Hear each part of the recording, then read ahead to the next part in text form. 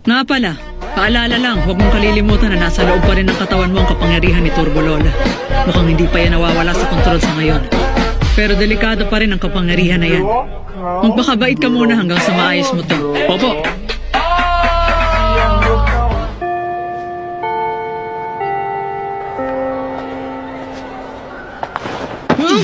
Uy, umamin ka. Kayong dalawa na ba ni Ayas ha? Ha?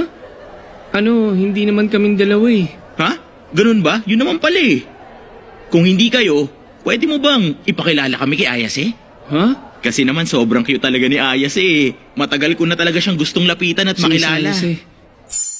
Cute siya? Ni hindi man lang pumasok sa isip ko yun. Basta ang sayo ko lang na may unang kaibigan na ako. Pero oo nga no. Kung iisipin ko mabuti, parang medyo cute nga siya. Hindi, teka lang! Kaibigan ko lang si Miss Ayas Hindi tama ang isipin ko na cute nga siya! Maraming isip yun! May nangyari na sa iyo, di ba? Huh? Balita kasi namin kahit sino daw pinapatos niya At sino naman nagsabi niyan? Hindi ko alam pero totoo naman, di ba? Sige na, pakilala mo na kami. Sino nagpapakalat ng ganyan chismis tungkol sa kanya? Teka, ano sa tingin mong ginagawa mo, ha?